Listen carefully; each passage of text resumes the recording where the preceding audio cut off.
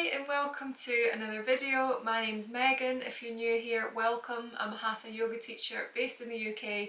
This is Fudge and today's video is going to be about online versus in-person yoga classes. So many different things about each of them, so we're going to dive into that today. So let's start with number one, the main difference.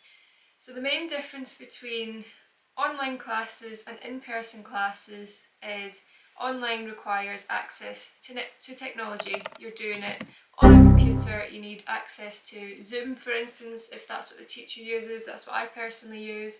It's the web link to teaching it online. Or if you go to an in-person class, you need to have access to get to the studio, so maybe you have to drive there, maybe if you're lucky enough you can walk to it, or bike ride, anything like that. Okay, so now we've looked at the main difference. The next thing we're going to look at is the pros and cons of online and in-person classes from the student's point of view. So the main pros of in-person classes is you can have adjustments or maybe aromatherapy or sound therapy by the teacher, depending what style the teacher has. He might use tincture bells or sound bath, or they might use aromatherapy. I know in my classes I like to put a drop of lavender next to the student's head when we're in Shavasana, so you get that full experience. It's not just a class, you get the full sensory experience as well. So that's one big pro of doing an in-person class. Another pro of an in-person class is you can have a nice studio, cosy environment depending on where you're practicing. Maybe if you go to a proper studio where they've got bolsters, maybe they've got mats, they've got blocks, they've got all the props for the class. It might be a nice cosy environment, it might have beamed ceilings, might have nice wooden floor. It just might create a really nice relaxing space, and that always adds to the yoga experience. It's such a nice full body, mind, body, spirit experience, and nothing quite beats that in my opinion. But then you could also be going to a yoga class in a gym, which might not have the same feel, especially if that classroom or workout room is being used for other types of classes. It might not be specific to yoga, so it might just be a little bit different and not have the same kind of cosy feel to it. Another pro of an in-person class is you can connect with other people in the room if you want to. Maybe you want to get there early, have a chat to people you know, chat to the teacher. This often happens at in-person classes, is it really can create a community. People start chatting to each other. The teacher maybe gets to know you as individuals, as well as being there as yoga students, and it's just such a nice community experience to be in person, especially in the summertime when you want to get out the house, you want to go and chat to people and connect with people. In-person classes are very, very good for that. And another pro is you don't have the distractions of technology, hopefully anyway, unless maybe the teacher is filming it live to Zoom students as well. I say Zoom, I mean online. Zoom's just a platform that you can use for it. So yeah, there might not be any distractions, which is great. You can completely immerse yourself in that yoga class for however long you're there and get that full experience.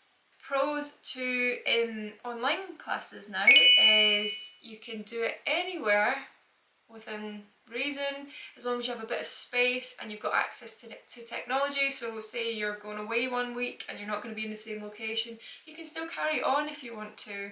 You can just connect online and continue doing that class. Maybe you're abroad, you can just sit on a beach and do it, things like that make it really good.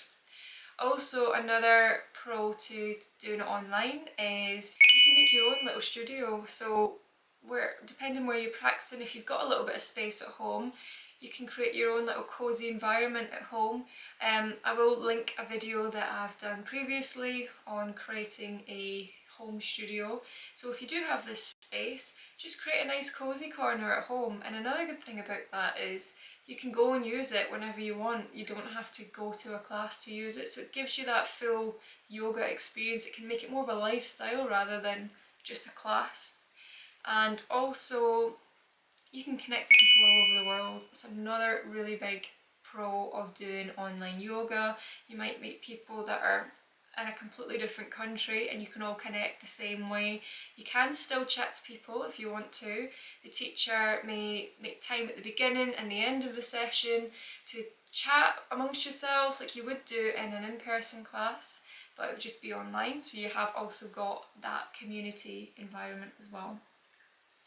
And another pro of doing it online is sometimes less people can be good. So if you want to completely immerse yourself in your class, you want to really tune inwards about with your physical and mental well-being, you really want to get into the class, sometimes having less distractions, less people around you is a good thing, because you can then completely focus on what the teacher's saying. You're in your own little space. You don't have to chat to other people if you don't want to, but the option's also there. You can, so you've got a bit of option for that. Maybe you don't like going to in-person classes. Maybe you find it difficult to be in a room full of maybe people you don't know, or maybe you've got something going on internally and you're thinking, oh, I don't really want to be around either new people, or you maybe got a little bit of self-judgment going on, or you're working on something yourself and it's easier for you to not be around other people, and I can completely appreciate that. It doesn't work for everyone. So the good thing about online is you don't have to be. You can still get the same benefit with a teacher and a live class without having the overwhelm as well of more people, more energy in the room, because energy can be quite a sensitive thing depending on what mental state you're in at the time and how you're feeling. And also, you don't have to have your camera on if you don't want to, as long as you check with the teacher. I know I do this in my classes. I wouldn't want anyone to feel pressured that they have to be doing something to come to class. They don't have to have the camera on if they feel better to have the camera off and still come to class. As long as they can see me, then I'm happy with that. And as long as we've had a chat beforehand and I know that's what they're doing and I'm aware that maybe they feel better not having the camera on, that's completely an option as well. So it's another good thing about doing it online, which is a good pro. So going on to the cons now. There's always pluses and minuses with everything. Swings and roundabouts, as life is. So going back to in-person classes, the cons then of in-person classes is you might have to travel to class. And especially when it's winter time, if you work full time as well and you go to yoga as an enjoyment, it can feel like a bit of a chore sometimes. Oh, I need to travel to class now, unless you're really lucky and you can walk. But even then, it can feel like a chore, especially if the weather's bad. So yeah, it takes a bit of discipline to continue going to classes, especially when you're tired and you're not really feeling in the mood. You might often feel better once you get there, but you know, getting that mindset to go in the first place can be a challenge. Another con of in-person classes is you might need to bring your own equipment. Now this is a pro and a con, because you might not, depending on the space that you're going to the yoga class in. There might already be equipment there, which pro, you don't need to bring anything, or you might not, you might have to bring your own equipment. So then you're lugging around a yoga mat, you might bring blocks or straps or any other props if you like to use them, unless you're lucky again that there's some there already in the space that you're doing your class. Another con is, depending on the studio, it might be busy. Class might be busy, so you might have less space to move. I've definitely experienced this with in-person classes before. It's great that you've got a full room of students and you can all practice together, but sometimes you're knocking arms with someone, like you've got your arms out to the side. Oh, sorry. That happens sometimes, which you can see the funny side, but can be a bit frustrating when you're trying to practice, but you're also cautious that you might end up touching someone next to you or not having enough space, or maybe even knocking your water bottle down. I've had that before, and you can just hear this big domino effect of water bottles falling down as you're moving around on the mat. So that can also happen in an in-person class.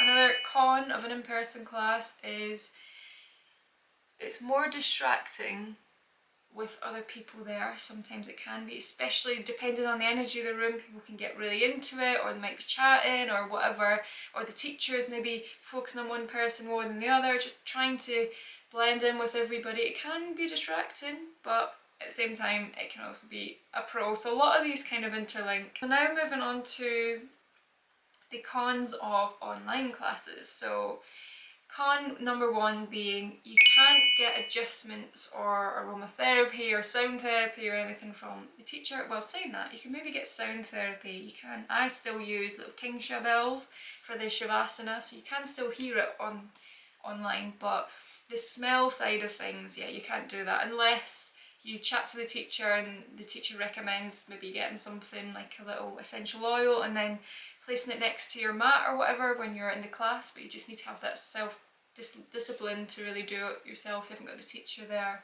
coming around and doing it for you. So that can be a con. You don't get all that same sensory relaxation that you would do in an in-person class. Another con of online is you have to keep moving the camera depending on the space you've got. So I've definitely noticed this with some of my students online. Maybe they only have a small space, so if we're on a seated position, they'll have the camera facing one way, and then when we come up to standing, they'll have to adjust the camera and everything so that they can see what I'm doing and also so I can see what they're doing. So that can be a bit of a nuisance when doing it online, unless you're lucky that you've got a big enough space.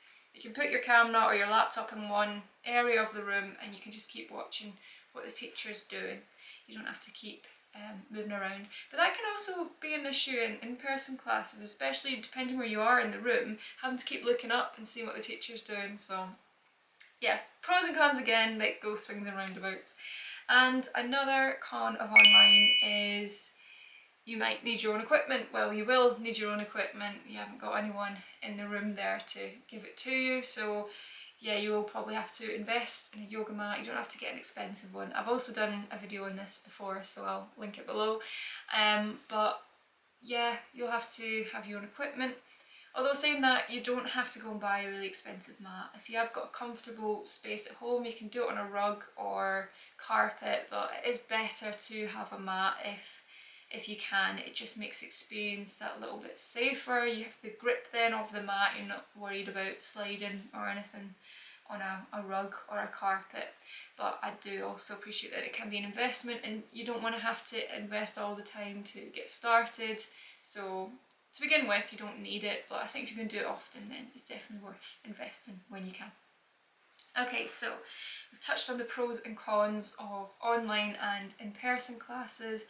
Now I'm just going to touch on a few pros and cons from my point of view. So we've looked at the student's point of view for the pros and cons of online and in person. Now we're just going to quickly touch on my point of view as the teacher, what I like about teaching online and what I like teaching about in person, and what I don't like about each of them. So online pros for me is it gives me that consistency, especially the way I live my life. The job I do, I'm kind of here, there and everywhere, so I can't fully say every single Saturday I'm going to be at my local community centre teaching a class, because also I work full time. I only have weekends to myself as well, and I might be away one weekend visiting family, so to do in-person classes can be quite difficult for me at the moment to navigate. So doing it online means I can still teach my class without it disrupting other people like coming to the class. I can still do it anywhere. So for instance, I do my online classes on a Saturday morning. I might not always be at my house doing it. I might be at a friend's house, family's house, somewhere else. As long as I can get that space, get that technology, I can still teach and we can still have that same experience. So that is a big reason why I teach online. Another reason why I like to teach online is because I really want to connect with people all over the world. I absolutely love meeting people everywhere. I love yoga. I love the ease it gives people doing it online. You know, it's just another opportunity which we wouldn't have had before technology. So that is another really big reason why I like to teach online. I love it when I get new people coming to my classes. We can create that community together and just have a really nice class, and yeah, it really brings me so much joy. So it's another big reason why I like doing it online. Let's move on to the online cons now. So technology can be a bit of a nuisance sometimes, especially if we've got new people coming on and they've never used it before. It can take a bit of getting used to, and sometimes links don't work, or internet drops out, and it happens to mine as well, and it's just like, no, I don't want this to happen. It can be frustrating, but when it works, it's really good. It is just always that tiny chance that it might not. Weather can affect Wi-Fi, productivity, things like that, so there's always that chance that technology can be a bit of a nuisance. And also having to keep checking if people are still to arrive into class because of technology, so it can disrupt me when I'm teaching if I've started and then I'm having to get up to the laptop and let people into the class. So yeah, that can be a bit of a con of teaching online.